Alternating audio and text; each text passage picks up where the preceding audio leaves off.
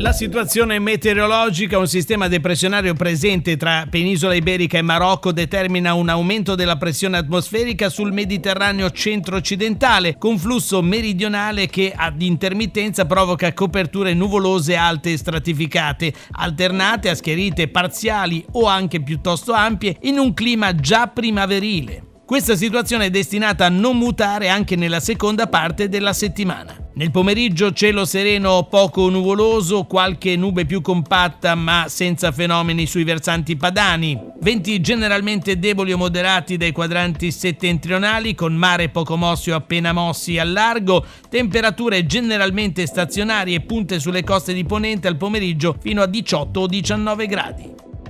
Per domani, giovedì 5 marzo, i tecnici della Limet prevedono una situazione invariata rispetto a quella degli altri giorni, ovvero cieli velati sui settori costieri, nuvolosità sparsa sui versanti padani, ma non sono escluse naturalmente ampie schiarite e anche qualche pioggia, soprattutto nell'entroterra del Levante al pomeriggio. Venti deboli o moderati da nord con locali rinforzi sugli sbocchi vallivi di Genovese e Savonese, mare generalmente poco mosso o mosso sull'estremo ponente. Temperature stazionarie e su valori massimi superiori alla media.